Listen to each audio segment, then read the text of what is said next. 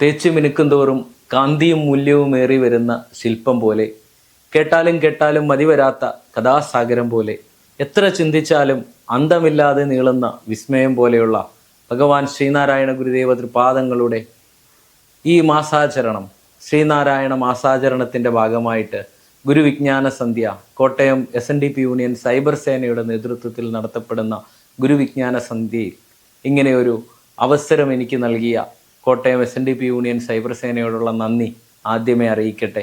ഭഗവാൻ ശ്രീനാരായണ ഗുരുദേവ തൃപാദങ്ങളെ അറിയുവാനും അറിയിക്കുവാനുമായി നടത്തുന്ന ഈ വളരെ വലിയ ഒരു യജ്ഞമാണ് ഈ നടക്കുന്നത്. ചിങ്ങം 1 മുതൽ കന്നി 9 വരെ അനവധിയായ പ്രഭാഷകരെ അണിനിരത്തിക്കൊണ്ട് ഗുരുവിൻ്റെ ധർമ്മം ലോകമെമ്പാടും പ്രചരിപ്പിക്കുന്ന ഒരു വലിയ മീഡിയത്തിലൂടെയാണ് ഇത് കടന്നു പോകുന്നത്. എന്തായാലും ശ്രീനാരായണ ധർമ്മ പ്രചരണ രംഗത്തിലെ വളരെ വലിയ ഒരു വഴിത്തിരിവായി ഇത് മാറട്ടെ. എല്ലാ SNDP യൂണിയനുകളും ഇതുപോലെയുള്ള പ്രവർത്തനങ്ങൾ ഏറ്റെടുത്ത് നടത്തുവാൻ അവർക്ക് കഴിയട്ടെ എന്നുള്ള ആശംസയോടുകൂടി ഞാൻ എൻ്റെ വിഷയത്തിലേക്ക് കടക്കാം. ഭഗവാൻ ശ്രീനാരായണ ഗുരുദേവ തൃപാദങ്ങൾ ആരെന്നും എന്തെന്നുമുള്ള ചോദ്യങ്ങളുടെ മുമ്പിലാണ് ഇന്ന് നാം നിൽക്കുന്നത്. ശ്രീനാരായണ ഗുരുദേവ തൃപാദങ്ങളെ ഗുരുവിൻ്റെ ഗൃഹസ്ഥരും സന്യസ്തരുമായിട്ടുള്ള അനവധിയായിട്ടുള്ള ശിഷ്യര് ഗുരുവിനെ പറഞ്ഞു തന്നിട്ടുണ്ട് ഗുരു സാക്ഷാൽ പരബ്രഹ്മമാണെന്ന്. ഇന്നും നമ്മൾ സാമൂഹിക പരിഷ്കർത്താവായിട്ടും നവോത്ഥാന നായകനായിട്ടുമാണ് ഗുരുവിനെ കാണാറുള്ളത്. പക്ഷേ ഗുരുവിനൊപ്പം നടന്ന, ഗുരുവിനെ അറിഞ്ഞ, ഗുരുവിനെ അനുഭവിച്ചിട്ടുള്ള ഗുരുവിൻ്റെ ശിഷ്യന്മാർ നമുക്ക് പറഞ്ഞു തന്നു ഗുരു ആരെന്നുള്ളത്. നമുക്കങ്ങനെ കുറച്ച് കാര്യങ്ങൾ മാത്രം ഒന്ന് പരിചയപ്പെടാം ഈ ഒരു അവസരത്തിൽ. ഗുരുവിൻ്റെ ഗൃഹസ്ഥ ശിഷ്യരിൽ പരമപ്രധാനിയാണ് മഹാകവി കുമാരനാശാൻ. കുമാരനാശാൻ ഗുരുവിൻ്റെ ഷഷ്ടിപൂർത്തി വേളയിൽ ഗുരുവിനൊരു പ്രാർത്ഥന എഴുതി നൽകുകയുണ്ടായി. ഇന്ന് ഗുരുസ്തവം എന്ന പേരിൽ അറിയപ്പെടുന്ന പ്രാർത്ഥന അന്ന് ഗുരു എന്ന നാമത്തിലായിരുന്നു ആദ്യം അറിയപ്പെട്ടത്. പിന്നീട് സമാജസ്തുതി എന്ന നാമത്തിൽ അറിയപ്പെട്ടു. ഇപ്പോൾ ഗുരുസ്തവം എന്ന പേരിൽ അറിയപ്പെടുന്നു. ഈ പ്രാർത്ഥനയിൽ കുമാരനാശാൻ ആദ്യമേ തന്നെ പറയുന്നുണ്ട്, ആരായുകിൽ അന്ധത്വമൊഴിച്ച് ആദിമഹസ്സിന് നേരായ വഴി കാട്ടിത്തന്ന ഗുരു പരദൈവമാണെന്നാണ് പറഞ്ഞു തരുന്നത്. ആരാധ്യൻ അതോർത്തിയിടുകിൽ ഞങ്ങൾക്ക് അവിടുന്നാം നാരായണമൂർത്തി, ഗുരു നാരായണമൂർത്തി എന്നും പറഞ്ഞു തന്നു. അതിനുശേഷം കുമാരനാശാൻ പറഞ്ഞു വെക്കുന്നുണ്ട്, മുൻപായി നിനച്ചൊക്കെയിലും ഞങ്ങൾ ഭജിപ്പൂ, നിന്റെ പാവനമായ പാദത്തെയാണ് ഞങ്ങൾ പ്രാർത്ഥിക്കുന്നത്, ഭജിക്കുന്നത് എന്ന് പറഞ്ഞു തന്നു. പക്ഷെ നമ്മൾക്കിപ്പോഴും ഗുരു ഒരുപാട് പിറകിലാണെങ്കിലും കുമാരനാശാന് മുമ്പിൽ തന്നെയായിരുന്നു എന്ന് കുമാരനാശാൻ്റെ മറ്റുള്ള കൃതികൾ പരിശോധിക്കുമ്പോഴും നമുക്ക് മനസ്സിലാകും. കുമാരനാശാൻ ശിവനെ സ്തുതിച്ചുകൊണ്ട് ശാങ്കര ശതകം എന്ന് പറയുന്ന ഒരു കൃതി എഴുതിയിട്ടുണ്ട്. ഇതിൽ 99 ശ്ലോകവും ശിവനെ സ്തുതിച്ചുകൊണ്ടാണ്. അതിൻ്റെ 1-ാമത്തെ ശ്ലോകത്തിൽ കുമാരനാശാൻ ഇങ്ങനെ പറഞ്ഞു വെക്കുന്നുണ്ട്, ഭാവനീയ ഭഗവാൻ ഭവാംബുദൗ നാവികൻ നിപുണ നാണു നാമകൻ. ഗുരുവിൻ്റെ പേര് സഹിതമാണ് പറഞ്ഞു തരുന്നത് കുമാരനാശാൻ. നിപുണനായ നാണു നാമകനാണ് ആ നാവികൻ എന്ന് പറഞ്ഞു തരുന്നു. ഭാവി ഭവ്യ ഭയ നാശമൂലമൻ, ആ ജീവദേശികൻ എനിക്ക് ദൈവമാണെന്നാണ് പറഞ്ഞു തന്നത്. ഈ തൻ്റെ യുക്തിയുടെയും അനുഭവത്തിൻ്റെയും വെളിച്ചത്തിലാണ് ഈ ഓരോ ശിഷ്യന്മാരും ഇങ്ങനെയുള്ള കാര്യങ്ങൾ നമുക്ക് പറഞ്ഞു തരുന്നത്. അതിനുശേഷം സുബ്രഹ്മണ്യനെ സ്തുതിച്ചുകൊണ്ടുള്ള 2 പ്രാർത്ഥന എഴുതി. അനവധിയായ പ്രാർത്ഥനകളുണ്ടെങ്കിലും 2 പ്രാർത്ഥനയിൽ മുൻപായി നിനച്ചത് ഗുരുവിനെ തന്നെയാണ്. ഭക്തവിലാപം എന്ന് പറയുന്ന പ്രാർത്ഥനയുണ്ട്, സുബ്രഹ്മണ്യ ശതകം എന്ന് പറയുന്ന പ്രാർത്ഥനയുണ്ട്. ഈ 2 പ്രാർത്ഥനയുടെയും ആദ്യ ശ്ലോകം ഗുരുവിനെയാണ് കുമാരനാശാൻ സ്തുതിച്ചത്, മുൻപായി നിനച്ചത്. അണകവിയുന്ന അഴലാഴി ആഴുമെന്നിൽ പ്രണയമുദിച്ചു കവിഞ്ഞു പാരവശ്യാൽ അണികരമേകി അണഞ്ഞിടുന്ന നാരായണ ഗുരുനായകൻ എൻ്റെ ദൈവമല്ലോ എന്ന് നമുക്ക് പറഞ്ഞു തന്നു. കുമാരനാശാൻ്റെ ദൈവം പലയിടങ്ങളിലും കുമാരനാശാൻ തൻ്റെ ദൈവം നാരായണ ഗുരുനായകനാണെന്ന് നിസ്സംശയം പറഞ്ഞു തന്നു. നമ്മളിതെല്ലാം ചൊല്ലാറുണ്ട്, പക്ഷേ നമ്മൾ പഠിച്ചില്ല. നമ്മൾക്ക് ഇതുപോലെയുള്ള ഓരോ വിജ്ഞാന സന്ധ്യകളും നമ്മൾ ഗുരുവിനെ പഠിക്കുന്നതിൻ്റെ ഭാഗമാക്കി മാറ്റേണ്ടതിൻ്റെ ആവശ്യകതയാണ് ഞാൻ ഇന്നിവിടെ പറയുന്നത്. ഓരോ പ്രാർത്ഥനാ സന്ധ്യകളിലും ഗുരു എന്തെന്നുള്ള ഈ വളരെ വലിയ വിപുലമായ വിഷയങ്ങളിൽ ചർച്ച നടക്കുമ്പോൾ അതൊക്കെ നമ്മൾ കേൾക്കുകയും പഠിക്കുകയും മനസ്സിലാക്കുകയും പ്രചരിപ്പിക്കുകയും ചെയ്യേണ്ടതിൻ്റെ ആവശ്യകതയാണ് ഇതുപോലെയുള്ള ഓരോ സന്ധ്യകളിലും നമ്മൾക്ക് ഉണ്ടാവേണ്ടത്. ഓരോ യൂണിയനുകളും ഇത് ഏറ്റെടുത്ത് നടത്തേണ്ടതിൻ്റെ ആവശ്യകതയും അവിടെയാണ്. ഇങ്ങനെയാണ് കുമാരനാശാൻ നമുക്ക് പറഞ്ഞു തന്നത്. സ്വാമി തിരുനാൾ വഞ്ചിപ്പാട്ട് എന്ന് പറയുന്ന ഒരു പ്രാർത്ഥന എഴുതി. ആ പ്രാർത്ഥനയിലും പറയുന്നു, നമിക്കുവിൻ സഹചരേ നിയതം ഈ ഗുരുപാദം, നമുക്കിതിൽ പരം ദൈവം നിനക്കിലുണ്ടോ എന്നാണ് ചോദിച്ചിട്ടുള്ളത്. ഗുരുവര്യൻ ഇതുപോലെ ലഭിക്കുമോ കുലത്തിന്, ഗുരുഭക്തി ഇല്ലാതാർക്കും കുശലമാമോ എന്നുള്ള ഒരു ചോദ്യം കൂടി നമ്മുടെ മുമ്പിൽ കുമാരനാശാൻ വെക്കുന്നുണ്ട്. ഇത് കേൾക്കുന്ന ഓരോ ആളുകളുടെയും മുമ്പിലുള്ള ഒരു ചോദ്യമാണ്, ഗുരുഭക്തി ഇല്ലാതാർക്കും കുശലമാമോ എന്ന്. ഗുരുഭക്തിയിലൂടെ നല്ല പ്രവൃത്തിയിലൂടെ മുന്നോട്ട് പോകുമ്പോൾ എന്താണ് നമ്മൾക്ക് ഗുരുവിൽ നിന്ന് കിട്ടുന്നത് എന്നും കുമാരനാശാൻ പറഞ്ഞു തന്നു ഗുരുപാദ ദശകത്തിൻ്റെ ആദ്യ വരിയിൽ തന്നെ. ഗുരുവിൻ്റെ പ്രീതിക്കാളാകിൽ ഒരാതകില മഹിമയും ഭൂതിയും നൽകുമേതോ ചൈതന്യമാണ് ഗുരു എന്ന് പറഞ്ഞു തന്നു. അപ്രീതിയിൽ അപജയമുണ്ടാക്കിയും നിൽക്കുന്നു എന്ന് പറഞ്ഞു തരുന്നു. അങ്ങനെ ഗുരുവിൻ്റെ അപ്രീതി ഉണ്ടാവാതെ ഗുരുവിൻ്റെ പ്രീതിക്ക് ആളാകുവാൻ നമുക്ക് ഓരോരുത്തർക്കും കഴിയണം. അതിനു വേണ്ടിയിട്ട് ഇതുപോലുള്ള വിജ്ഞാന സന്ധ്യകളെ നമ്മൾ മാറ്റിയെടുക്കണം. കുമാരനാശാൻ മാത്രമല്ല, ഗുരുവിൻ്റെ ഗൃഹസ്ഥരും സന്യസ്തരുമായിട്ടുള്ള നിരവധി ശിഷ്യന്മാർ ഗുരുവിനെ ഭഗവാനായിട്ട് കണ്ട ആളുകളുണ്ട്. സഹോദരൻ അയ്യപ്പൻ ഇന്നലെ മഹാസമാധി, കഴിഞ്ഞ ദിവസം മഹാസമാധി ആയിരുന്നല്ലോ. മഹാസമാധിക്ക് ഒരു 3:30 മണി സമയമാകുമ്പോൾ കേരളത്തിലും ഇന്ത്യയിലും ലോകത്തിൻ്റെ എല്ലാ ഭാഗങ്ങളിലും സമാധി ദിനാചരണം നടക്കുന്ന എല്ലാ ഇടങ്ങളിലും 3:15-3:30 മണി സമയത്ത് ഒരു പ്രാർത്ഥന മുഴങ്ങിക്കേട്ടു.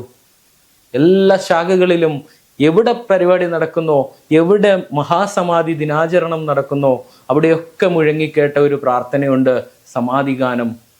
ജരാരുജാമൃതി ഭയമേഴാശുദ്ധ യശോ നിർവാണത്തെ അടഞ്ഞ സദ്ഗുരു ജയനാരായണ ഗുരുസ്വാമിൻ ദേവ ജയ ഭഗവാനേ എന്നാ വിളിച്ചത്, നീട്ടിയാ വിളിച്ചത്. ജയ ഭഗവാനേ ജയ ജഗദ്ഗുരു എന്ന് നീട്ടി വിളിച്ചു സഹോദരൻ അയ്യപ്പൻ. ഈ സഹോദരൻ അയ്യപ്പൻ യുക്തിവാദിയാണ്, നിരീശ്വരവാദിയാണ്. ഗുരു ഒരു ജാതി, ഒരു മതം, ഒരു ദൈവം മനുഷ്യന് എന്ന് പറഞ്ഞപ്പോൾ ജാതി വേണ്ട, മതം വേണ്ട, ദൈവം വേണ്ട മനുഷ്യന് എന്ന് പറഞ്ഞ ആളാണ് സഹോദരൻ അയ്യപ്പൻ. നമ്മൾ മനസ്സിലാക്കണം, ഗുരു ദൈവദശകം എഴുതിയപ്പോൾ സയൻസ് ദശകം എഴുതിയ ആളാണ് സഹോദരൻ അയ്യപ്പൻ. അങ്ങനെയുള്ള സഹോദരൻ അയ്യപ്പനാണ് ഗുരുവിനെ ജയ ഭഗവാനെ ജയ ജഗദ്ഗുരു എന്ന് വിളിച്ചത്. ആ ഒരു പ്രാർത്ഥന മുഴുവൻ നമ്മൾ ചൊല്ലുമ്പോൾ നമ്മളുടെ കണ്ണിൽ നിന്ന് കണ്ണുനീര് വരാത്ത ഒരു മനുഷ്യരും ഉണ്ടാവില്ല. അങ്ങനെയാണ് ആ പ്രാർത്ഥന എഴുതിയത്. സഹോദരൻ അയ്യപ്പൻ്റെ ഉള്ളിൽ നിന്ന് ഊറി വന്ന വിഷമമാണ് ഗുരുവിനെ കുറിച്ച് പറഞ്ഞു വെക്കുന്നത്. തവ വിയോഗാർത്തി പരിതപ്ത കട്ട് ചെയ്യാം, വേണ്ട നീ കട്ട് ചെയ്യണ്ട, ഞാൻ കട്ടിക്കോളാം. പറഞ്ഞു വെക്കുന്നത് നമ്മൾ ഇങ്ങനെയുള്ള ഓരോ ശിഷ്യന്മാരിലൂടെയും നമ്മൾക്ക് ഗുരുവിനെ മനസ്സിലാക്കുവാനും പഠിക്കുവാനും നമ്മൾക്ക് കഴിയേണ്ടതുണ്ട്. ഇങ്ങനെയായിരുന്നു ഗുരുവിൻ്റെ ശിഷ്യന്മാരൊക്കെ. ഇനിയും സന്യസ്തരെ നോക്കാം. ഗുരുവിൻ്റെ പ്രഥമ സന്യസ്ത ശിഷ്യനായ ശിവലിംഗദാസ് സ്വാമികൾ ഉണ്ടായിരുന്നു. ശിവലിംഗദാസ് സ്വാമികൾ ഗുരുവിനൊപ്പം ജീവിച്ച ഏതാണ്ട് 34 വർഷക്കാലത്തോളം ഗുരുവിനൊപ്പം ജീവിക്കുവാൻ ഭാഗ്യം ലഭിച്ച ആളാണ് ശിവലിംഗദാസ് സ്വാമികൾ. കുഞ്ചുവായിരുന്ന കാലത്ത്, കൊച്ചപ്പിള്ള കുഞ്ചുവായിരുന്ന കാലത്ത് ഗുരുവിനൊപ്പം കൂടിയതാണ് ശിവലിംഗദാസ് സ്വാമികൾ. പിന്നീട് ശിവലിംഗദാസ് സ്വാമിയായി മാറി. അങ്ങനെ 1919 തൃശ്ശൂർ ചാവക്കാട് മഹാസമാധിസ്ഥനാവുന്നത് വരെ ഗുരുവിനെ അറിഞ്ഞ് ഗുരുവിനെ അനുഭവിച്ച ആളായിരുന്നു ശിവലിംഗദാസ് സ്വാമികൾ. 34 വർഷം ഗുരുവിനൊപ്പം ജീവിച്ചു. ഗുരുവിനെ അറിഞ്ഞ ആളാണ് പറഞ്ഞത്, ശിവസ്വരൂപത്തിൽ ഗുരുവിനെ കണ്ട ആളാണ് പറഞ്ഞത്, ബ്രഹ്മണേ മൂർത്തിമതേ ശ്രുതാനാം ശുദ്ധിഹേതവേ നാരായണ യതീന്ദ്രായ തസ്മൈ ശ്രീ ഗുരവേ നമഃ എന്ന്. നമ്മൾ മനസ്സിലാക്കണം, ബ്രഹ്മത്തിന് മനുഷ്യരൂപം പ്രാപിക്കുകയാണെങ്കിൽ അത് നാരായണ യതീന്ദ്രനാണെന്ന് നമുക്ക് പറഞ്ഞു തന്നു. യസ്യനഃ കൽപ്പതേ സിദ്ധൈ പദാംബുജരജോലവഃ നാരായണ യതീന്ദ്രായ തസ്മൈ ശ്രീ ഗുരവേ നമഃ എന്നും പറഞ്ഞില്ലേ. ഗുരുവിൻ്റെ പാദത്തിൽ പറ്റിപ്പിടിച്ചിരിക്കുന്ന ഒരു ചെറിയ പൊടി മതി നമുക്ക് മോക്ഷത്തെ പ്രാപിക്കാനെന്നാണ് പറഞ്ഞു തന്നത്. അനുഭവം കൊണ്ടാണ് പറഞ്ഞു തന്നത്. നമ്മൾ ഇതൊക്കെ പഠിക്കണ്ടേ? നമ്മൾ ഇങ്ങനെ ഗുരുവിനെ മനസ്സിലാക്കുവാൻ കഴിയണ്ടേ? നമുക്കിപ്പോഴും ഗുരു സാമൂഹിക പരിഷ്കർത്താവാണ്, നവോത്ഥാന നായകനാണ്. ഗുരു അത് മാത്രമല്ല എന്ന് നമ്മൾ മനസ്സിലാക്കണം, എന്ന് നമ്മൾ തിരിച്ചറിയണം. അതുമാണ് എന്ന് നമ്മൾ തിരിച്ചറിയണം. അങ്ങനെയാണ് നമ്മൾ ഗുരുവിനെ പഠിക്കേണ്ടത്. ഗുരുവിൻ്റെ അനന്തരഗാമിയായി ശ്രീനാരായണ ഗുരുദേവ തൃപ്പാദങ്ങൾ തന്നെ വാഴിച്ച ബോധാനന്ദ സ്വാമി പറഞ്ഞു തൻ്റെ ഗുരു ആരെന്ന്. കൈവല്യമായ വഴി കാട്ടി വിശിഷ്ട ഭക്തി കൈവന്നിവന് പൊരുളാൽ ഇരുളാകെ നീക്കാൻ ദൈവത്തിനൊത്ത ഗുരുവരി എന്നാ പറഞ്ഞത്. 1908 തലശ്ശേരി ജഗന്നാഥ ക്ഷേത്രത്തിൽ ഗുരു പ്രതിഷ്ഠ നടത്തുവാൻ ചെന്നപ്പോൾ ആ പ്രതിഷ്ഠ തടയുവാൻ വേണ്ടി ചെന്ന ആളായിരുന്നു ബോധാനന്ദ സ്വാമി. ആ ബോധാനന്ദ സ്വാമിയാണ് പിന്നീട് ശ്രീനാരായണ ഗുരുദേവ തൃപ്പാദങ്ങൾ ജീവിച്ചിരുന്നപ്പോൾ ഗുരുവിൻ്റെ പഞ്ചലോക വിഗ്രഹം ആ തലശ്ശേരിയുടെ മണ്ണിൽ തന്നെ പ്രതിഷ്ഠിച്ചത്. നമ്മൾ നേരിട്ട് പോയി കാണണം. നമ്മളിതൊക്കെ അറിയണ്ടേ? നമ്മളിതൊക്കെ പഠിക്കണ്ടേ? ഇങ്ങനെയുള്ള പഠനത്തിന് വേണ്ടിയിട്ട് ഇതുപോലെയുള്ള വിജ്ഞാന സന്ധ്യകളെ വളർത്തിക്കൊണ്ടുവരണം. അതാണ് നാം ചെയ്യേണ്ടത്. ബോധാനന്ദ സ്വാമി മാത്രമല്ല, ചൈതന്യസ്വാമി, അയ്യപ്പൻ പിള്ള എന്ന പൂർവാശ്രമത്തിൽ നാമമുണ്ടായിരുന്ന ചൈതന്യസ്വാമി, പിന്നീട് ശ്രീനാരായണ ചൈതന്യസ്വാമിയായി മാറിയ ശ്രീനാരായണ ചൈതന്യസ്വാമി ഗുരു പുഷ്പാഞ്ജലി മന്ത്രം എഴുതി വെച്ചു. നമ്മളുടെയൊക്കെ ക്ഷേത്രങ്ങളിൽ, വീടുകളിലൊക്കെ എല്ലാ ദിവസങ്ങളിലും നമ്മൾ ഗുരു പുഷ്പാഞ്ജലി മന്ത്രങ്ങൾ ചൊല്ലാറുണ്ട്. ഓം ശ്രീനാരായണ പരമഗുരവേ നമ, സംസാരതാപ ശമനായ നമ, മനുഷ്യ വിഗ്രഹായ നമ, സത്വഗുണോത്തമായ നമ, പ്രഹിഷ്ടാത്മനെ നമ എന്ന് തുടങ്ങി ദർശനമാത്ര ഭഗവദ്ധ്യാന വാസ്തനപ്രദായ നമയിലൂടെ പോയി ഓം അഖണ്ഡ സച്ചിദാനന്ദ സ്വരൂപായ നമ എന്നുള്ള അവസാന മന്ത്രത്തിലെത്തി നിൽക്കുമ്പോൾ ഗുരുവിനെ ഏത് രൂപത്തിലാണ് ചൈതന്യസ്വാമികൾ കണ്ടത്, അയ്യപ്പൻ പിള്ള കണ്ടത് എന്ന് നമ്മളുടെ മക്കൾക്ക്, നമ്മളുടെ സഹോദരങ്ങൾക്ക് ഒക്കെ നമുക്ക് പറഞ്ഞു കൊടുക്കാൻ കഴിയണ്ടേ? ഇതായിരുന്നു ഗുരു എന്ന് നമുക്ക് പറഞ്ഞു കൊടുക്കാൻ കഴിയണ്ടേ? ഗുരുവിൻ്റെ മറ്റൊരു ശിഷ്യനായിരുന്നു അരുമാനൂർ നാണു. നമ്മൾക്കൊക്കെ അറിയാം, പിന്നീട് നിശ്ചലദാ സ്വാമിയായി മാറിയ അരുമാനൂർ നാണു. കുഞ്ഞായിരുന്ന കാലത്ത് ഗുരു കൂട്ടിക്കൊണ്ടുവന്ന് അരുവിപ്പുറത്ത് നിർത്തി പിന്നീട് കാശിയിൽ അയച്ച് വൈദികവും താന്ത്രികവും പഠിപ്പിച്ച് തിരിച്ചു വന്ന് ശിവഗിരിയിൽ പാഠശാലയുടെ ചുമതലയൊക്കെ കൊടുത്ത നിശ്ചലദാസ്വാമി 1905 കാലഘട്ടത്തിൽ ശ്രീനാരായണ ഗുരുദേവ തൃപ്പാദങ്ങൾ ആരെന്ന് ഒരു ഒറ്റ കവിത എന്നുള്ള ഒരു കവിതയിൽ നമുക്ക് പറഞ്ഞു തരുന്നുണ്ട്. നമ്മളിത് പഠിക്കണം. സൂരീന്ദ്രാം ഭോജസൂര്യൻ സുഹൃദയൻ അമലൻ സൂരിതൻ സുന്ദരാംഗൻ ഭൂരിശ്രീ ഭൂതിഭൂഷൺ ഭുവന പരിവൃടൻ പുണ്യ ഭൂലോകജാതൻ സാരജ്ഞൻ സാർവഭൗമൻ സവിനയനിധി സംസാര വാരാധിഗമ്യൻ ധീരൻ ശ്രീനാരായണ പരമഗുരു പരബ്രഹ്മമാണ് എൻ്റെ ദൈവം എന്നാണ് പറഞ്ഞത്. ആ ധീരനായിട്ടുള്ള ശ്രീനാരായണ ഗുരു പരബ്രഹ്മം ആണെൻ്റെ ദൈവമെന്ന് ഗുരുവിൻ്റെ ഗൃഹസ്ഥരും സന്യസ്തരുമായിട്ടുള്ള ശിഷ്യരൊക്കെ വിളിച്ചു പറഞ്ഞിട്ടുണ്ട്. ഇന്നും നമ്മൾക്ക് സാമൂഹിക പരിഷ്കർത്താവും നവോത്ഥാന നായകനും മാത്രമായി പോയത് എന്തെന്നുള്ള ഒരു ചോദ്യം നമ്മളുടെ മുമ്പിൽ നിൽപ്പുണ്ട്. അങ്ങനെയുള്ള ചോദ്യങ്ങൾ നമ്മളുടെ മുമ്പിൽ നിന്ന് മാറണമെങ്കിൽ ശ്രീനാരായണ ഗുരുദേവ തൃപാദങ്ങളുടെ ശിഷ്യന്മാരെ പഠിക്കണം. ഗുരു നമുക്ക് 64ഓളം കൃതികൾ നൽകിയിട്ടുണ്ട്. ഈ കൃതികൾ നമ്മൾ പഠിക്കണം. ശ്രീനാരായണ ധർമ്മമുണ്ട് നമ്മളുടെ മുമ്പിൽ. ധർമ്മം എന്തെന്ന് നമ്മൾ വായിച്ചു നോക്കി അതിനനുസരിച്ച് ജീവിക്കുവാൻ നമ്മൾക്ക് കഴിയണം. ഇങ്ങനെ ധർമ്മത്തിലൂടെയും കൃതികളിലൂടെയും ഗുരുവിൻ്റെ ശിഷ്യന്മാരിലൂടെയും ഗുരുവിൻ്റെ വചനങ്ങളിലൂടെയും ഒക്കെ നമ്മളുടെ ജീവിതം നമ്മൾക്ക് കെട്ടിപ്പടുക്കുവാൻ കഴിയണം. ഒരു ശ്രീനാരായണ ഗുരുദേവൻ്റെ ഓരോ സന്ദേശങ്ങളും മനുഷ്യൻ്റെ നന്നാവലുകൾക്ക് വേണ്ടി മാത്രമായിരുന്നു നമ്മൾക്ക് നൽകിയിട്ടുള്ളത്. മതമേതായാലും മനുഷ്യൻ നന്നായാൽ മതി എന്നാണ് ഗുരു പറഞ്ഞിട്ടുള്ളത്. വിദ്യ കൊണ്ട് സ്വതന്ത്രരാകുക, സംഘടന കൊണ്ട് ശക്തരാകാൻ പറഞ്ഞത് നമ്മളുടെ നന്നാവലുകൾക്ക് വേണ്ടിയിട്ടാണ്. മദ്യം വിഷമാണ്, അതുണ്ടാക്കരുത്, കൊടുക്കരുത്, കുടിക്കരുത് എന്ന് പറഞ്ഞതും മനുഷ്യൻ്റെ നന്നാവലുകൾക്ക് വേണ്ടിയാണ്. അങ്ങനെ ഗുരുവിൻ്റെ ഓരോ സന്ദേശങ്ങളും മനുഷ്യൻ്റെ നന്നാവലുകൾ മാത്രമാണ് ഗുരു ഉദ്ദേശിച്ചിട്ടുള്ളത്. പക്ഷേ നമ്മളെന്താണ്, നമ്മളുടെ വേദികളിലെത്തുന്ന രാഷ്ട്രീയക്കാരടക്കമുള്ളവർ നമ്മൾക്ക് പറഞ്ഞു തന്നില്ല മനുഷ്യൻ്റെ നന്നാവലുകളാണ് ഗുരു ഉദ്ദേശിച്ചതെന്ന്. മതത്തിൻ്റെയും ജാതിയുടെയും ഒരു ബ്രാൻഡ് അംബാസിഡറായിട്ടാണ് എല്ലാവരും ഗുരുവിനെ കാണിക്കാറുള്ളത്, നമ്മളുടെ മുമ്പിൽ പോലും അവതരിപ്പിക്കാറുള്ളത്. ശ്രീനാരായണ ഗുരുദേവൻ അങ്ങനെ ആയിരുന്നു എന്ന് നമ്മൾ ചിന്തിക്കേണ്ടതുണ്ട്. ഈശ്വരാരാധന എല്ലാ ഗൃഹങ്ങളിലും എല്ലാ ഹൃദയങ്ങളിലും എത്തണമെന്നാണ് ഗുരു പറഞ്ഞിട്ടുള്ളത്. ഇന്ന് വരെ നമ്മളുടെ വേദികളിൽ വന്ന ആരും നമുക്കത് പറഞ്ഞു തന്നിട്ടില്ല. ഈശ്വരാരാധന എല്ലാ ഗൃഹങ്ങളിലും ഹൃദയങ്ങളിലും എത്തണം. അതുകൊണ്ട് എല്ലാ ദിവസങ്ങളിലും നമ്മൾ പ്രാർത്ഥനയിലും വിളക്ക് കത്തിക്കുന്ന കാര്യങ്ങളിലും നമ്മൾ മുന്നോട്ട് പോകണമെന്ന് ഇന്ന് വരെ നമുക്കാരും പറഞ്ഞു തന്നിട്ടില്ല. ഉണ്ടോ? വിദ്യ കൊണ്ട് സ്വതന്ത്രരാകുവാൻ ഗുരു പറഞ്ഞു തന്നു. അതുകൊണ്ട് 10 വിദ്യാഭ്യാസ സ്ഥാപനങ്ങൾ നിങ്ങൾക്ക് കൂടുതലിരിക്കട്ടെ എന്ന് പറഞ്ഞ് ഒരു വിദ്യാഭ്യാസ സ്ഥാപനങ്ങൾ പോലും നമുക്കാരും നൽകിയിട്ടില്ല.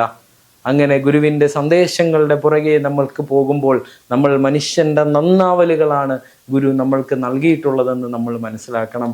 അങ്ങനെ ഗുരുവിൻ്റെ സന്ദേശങ്ങളിലൂടെയും ഇനിയും ഗുരുദേവ കൃതികളിലൂടെ പോയാൽ കൃതികളിലും നമ്മളെ എന്ത് പ്രാർത്ഥിക്കണമെന്ന് പോലും നമ്മളെ പഠിപ്പിച്ചിട്ടുണ്ട് ഗുരു. നമ്മൾ എന്തൊക്കെയാണ് പ്രാർത്ഥിക്കേണ്ടത് എന്ന് നമുക്ക് പറഞ്ഞു തന്നിട്ടുണ്ട് ഗുരു. ഈശവാസ്യ ഉപനിഷത്ത് എന്ന കൃതിയിൽ പറഞ്ഞു തരുന്നു, ഈശൻ ജഗത്തിലെല്ലാം ആവസിക്കുന്നത് കൊണ്ട് നീ ചരിക്കമുക്തനായി ആശിക്കരുത് ആരുടെയും ധനം എന്നാണ് പറഞ്ഞു തന്നിട്ടുള്ളത്. ഇത് നമ്മളുടെ ഓരോ കുഞ്ഞുങ്ങളെയും പഠിപ്പിക്കുകയാണെങ്കിൽ, നമ്മളുടെ യുവതയെ പഠിപ്പിക്കുകയാണെങ്കിൽ, അവരാരുടെ എന്തെങ്കിലും ഒരു സാധനം എടുക്കുവാൻ പോകുമ്പോൾ അവൻ്റെ മനസ്സിൽ പെട്ടെന്ന് ചിന്ത വരും, ഈശൻ ജഗത്തിലെല്ലാം ആവസിക്കുന്നത് കൊണ്ട് ഒരിക്കലും ഞാനിത് ചെയ്യരുത് എന്നുള്ള ചിന്ത അവൻ്റെ മനസ്സിൽ വരും. അനുകമ്പാതിശകത്തിൽ ഗുരു പറയുന്നു, ഒരു പീഡ എറുമ്പിനും വരുത്തരുതെന്നുള്ള അനുകമ്പയുള്ളവനാക്കി മാറ്റണേ ദൈവമേ എന്ന് നമ്മളെ പഠിപ്പിക്കുന്നുണ്ട്, പ്രാർത്ഥിക്കാൻ പഠിപ്പിക്കുന്നുണ്ട്. ഗുരു അങ്ങനെയായിരുന്നു. കുമാരനാശാൻ ഗുരുസ്തവത്തിൻ്റെ അവസാന വരിയായി എഴുതി ചേർത്തത്, തൻപോലെ എറുമ്പാതികയും പാർത്തിടും അങ്ങയ്ക്ക് അൻപോടുലകർത്തി പുജിരായുസ്സു ദയാബ്ദേ എന്നായിരുന്നു. തന്നെ പോലെ ഉറുമ്പിനെയും ആദിയായവയൊക്കെ കണ്ടിരുന്ന മഹാവ്യക്തിത്വമായിരുന്നു ഭഗവാൻ ശ്രീനാരായണ ഗുരുദേവ തൃപാദങ്ങളുടേത്. അതുകൊണ്ടാണ് കുമാരനാശാൻ അങ്ങനെ പറഞ്ഞത്, തൻപോലെ എറുമ്പാതികയും പാർത്തിടും അങ്ങയ്ക്ക് അൻപോടുലകർത്തി പുജിരായുസ്സു ദയാബ്ദേ എന്ന് പറഞ്ഞു തന്നത്. അങ്ങനെയുള്ള ആ ഗുരുവാണ് നമ്മൾക്ക് പറഞ്ഞു തരുന്നത്, ഒരു പീഡ എറുമ്പിനും വരുത്തരുതെന്നുള്ള അനുകമ്പയുള്ളവരായി മാറണമെന്ന്. അരുളുള്ളവനാണ് ജീവിയെന്നും നമ്മളെ പറഞ്ഞു പഠിപ്പിച്ചില്ലേ? ഇങ്ങനെയായിരുന്നു ഗുരുവിൻ്റെ ഓരോ കൃതികളും. കൊലധീരേശസ്തവത്തിൽ ശ്രീനാരായണ ഗുരുദേവ തൃപാദങ്ങൾ നമ്മൾ എന്തൊക്കെ പ്രാർത്ഥിക്കണമെന്ന് പഠിപ്പിക്കുന്നുണ്ട്. ഈ ലോചനം ആദീന്ദ്രിയം ഏതെങ്കിലും ഒന്നിങ്ങ് ആലോചന കൂടാതെ അബദ്ധത്തിങ്കൽ അണഞ്ഞാൽ ആ ലാക്കിലുടൻ സന്മതി തോന്നുവാൻ വേണ്ടിയിട്ട് ഏറ്റവും കൂടുതൽ പ്രശ്നങ്ങൾ സംഭവിക്കുന്നത് അപ്പോൾ നമുക്ക് സന്മതി തോന്നാത്തത് കൊണ്ടാണ്.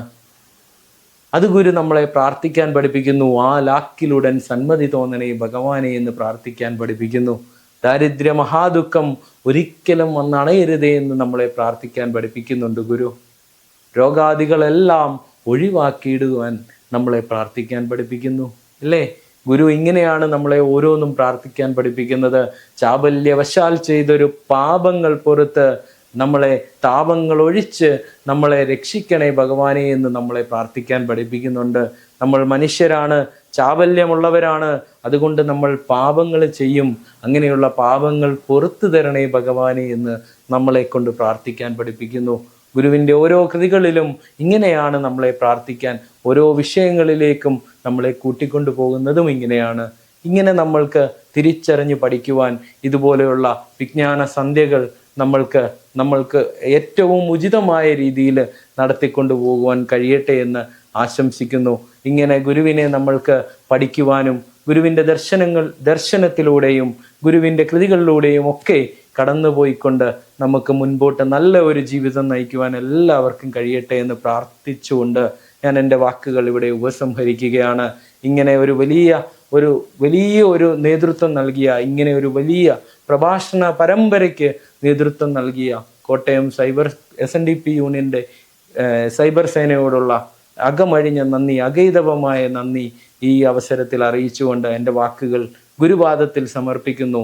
ശ്രീനാരായണ ധർമ്മം ആചന്ദ്രതാരം പ്രശോഭിക്കട്ടെ.